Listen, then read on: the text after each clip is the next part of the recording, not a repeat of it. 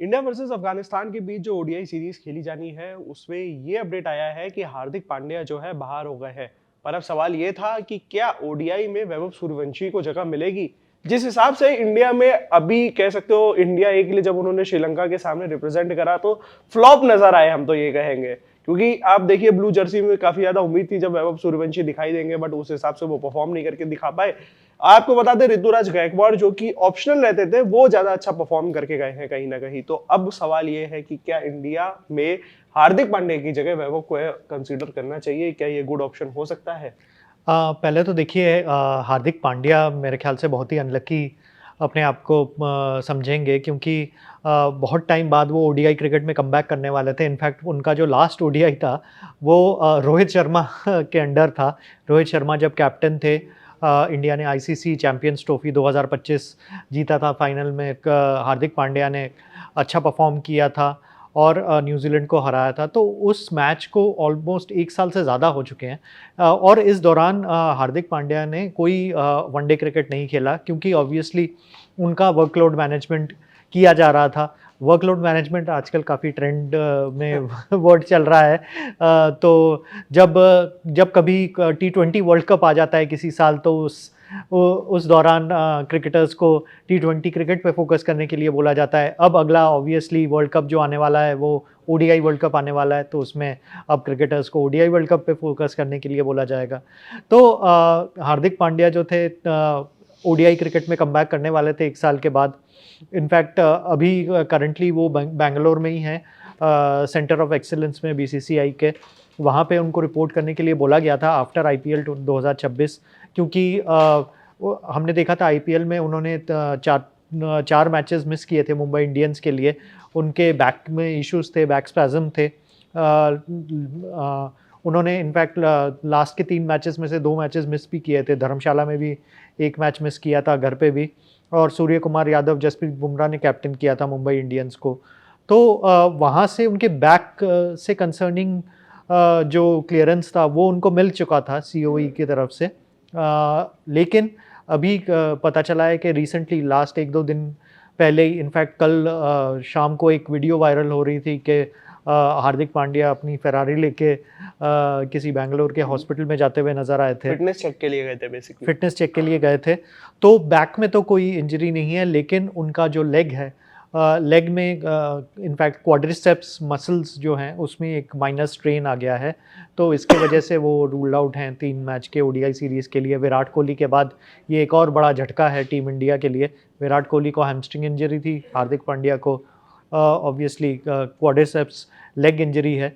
तो इस वजह से बीसीसीआई ने ये डिसाइड किया कि उनको वो रिस्क नहीं लेना चाहते हार्दिक पांड्या को लेके। तो अभी तो ऐसा लग रहा है कि इंग्लैंड के अगेंस्ट जो ओडीआई सीरीज़ है, जो कि अगले महीने होने वाली है इंग्लैंड में, 3 मैच की ओडीआई सीरीज़ है। आई थिंक तब तक के लिए हार्दिक पांड्या को रेस्ट करने को मिलेगा, क्योंकि मैं बताऊं कि आयरलैंड और इंग्लैंड की टी20 जो सीरीज़ है उसके लिए सेलेक्ट नहीं किया गया है हार्दिक पांड्या को। अब वो सिर्फ ओडीआई क्रिकेट में फोकस करेंगे, जैसे कि रोहित शर्मा और विराट कोहली हमारे ओडीआई स्पेशलिस्ट्स हैं। तो ओडीआई क्रिकेट वर्ल्ड कप तक अब वो ओडीआई क्रिकेट पे फोकस करेंगे। अब क्वेश्चन आता है कि हार्दिक पांड्या को रिप्लेस कौन करेगा। देखिए, विराट कोहली को तो यशस्वी जायसवाल ने रिप्लेस कर लिया है। तो काफ़ी फैंस जो होंगे वो एक्सपेक्ट करेंगे कि वैभव सूर्यवंशी को कॉल मिल जाना चाहिए। लेकिन अगर उनकी कल की परफॉर्मेंस देखें, जो वो इंडिया को रिप्रेजेंट कर रहे हैं, बैटिंग ओपन कर रहे हैं श्रीलंका ए के अगेंस्ट, तो उस परफॉर्मेंस के बेसिस पे तो मतलब अभी ओडीआई क्रिकेट में के लिए थोड़ा टाइम लगेगा उनको डेब्यू करने में। इससे उनसे पहले या उनसे पेकिंग ऑर्डर जिसको कहते हैं उसमें आगे, मेरे ख्याल से रेस में आगे मेरे लिए तो ऋतुराज गायकवाड़ रहेंगे। इवन यशस्वी जायसवाल शायद रहेंगे, बट मेरे लिए तो ऋतुराज गायकवाड़ यशस्वी जायसवाल के भी आगे रहेंगे, क्योंकि आप सीधा उनका एवरेज देखिए। इस बारे में हमने कल भी बात की थी कि विराट कोहली का रिकॉर्ड ब्रेकिंग एवरेज उन्होंने ब्रेक कर दिया है। 59 के ऊपर का उनका औसत है लिस्ट ए क्रिकेट में, ओडीआई क्रिकेट में। हमें ऋतुराज गायकवाड़ की ओडीआई और टी20 बैटिंग कंपेयर नहीं करनी चाहिए। टी20 आईपीएल में, टी20 में हालांकि बहुत ज़्यादा अच्छा परफॉर्मेंसेस नहीं देख पाए, स्ट्राइक रेट के इशू थे, लेकिन वो एक क्वालिटी ओडीआई बैट्समैन है। महाराष्ट्र के लिए हो या टीम इंडिया के लिए भी उन्होंने रिसेंटली जो ओडीआई सीरीज़ हुआ था उसमें एक मैच में कमाल की सेंचुरी मारी थी साउथ अफ्रीका के अगेंस्ट। तो मुझे लगता है सिर्फ कैप्टेंसी को लेकर के ऋतुराज को जज कर लेना मुझे नहीं लगता कि ठीक होगा, क्योंकि अगर आप देखें तो सीएसके को लेकर के आदमी उनके एक ख्याल बना लेता है कि सीएसके जिस हिसाब से फिनिश कर रही थी आईपीएल में, तो उस हिसाब से ऋतुराज को भी, मतलब आप सीएसके पैरेलल टू ऋतुराज को लेकर के अब लोग चल रहा है, बट जिस हिसाब से वो परफॉर्म करके जा रहे हैं तो पूरी कल आप कह सकते हो टीम इंडिया उन्हीं ने संभाली एक तरह से। बिल्कुल बिल्कुल। और उनके पास और भी मौके हैं अपना हुनर दिखाने के।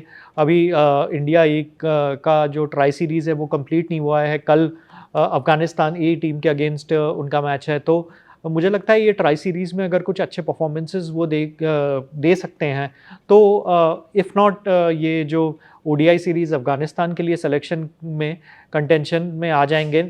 मुझे लगता है उससे ज़्यादा वो इंग्लैंड सीरीज़ जो कि ज़्यादा क्रूशियल होने वाली है, इंग्लैंड में जाके जो 3 मैच की ओडीआई सीरीज़ हम खेलने वाले हैं उसके लिए एक मेजर कंटेंडर बन जाएंगे। और मुझे लगता है कि वैभव सूर्यवंशी को भी इस मुकाबले में वो पीछे छोड़ दें। अगर वैभव सूर्यवंशी कुछ कमाल नहीं दिखा पाते अगले 2-3 मैचेस में, जो कि वो ए सीरीज़ में एक स्क्वाड्स की ट्राई सीरीज़ में वो खेलने वाले हैं दम्बुला में अगले कुछ हफ्तों में। तो यहाँ पे सवाल अपने दर्शकों पे ही छोड़ देते हैं सर कि क्या वैभव को हार्दिक का रिप्लेसमेंट बनाना सही होगा या फिर ये जल्दीबाजी का एक डिसीजन हो सकता है। बाकी जो भी आपको अपडेट चाहिए हो हमारे चैनल पे आप बने रहिए, देखते रहिए cricket country. Thank you for watching. Thank you.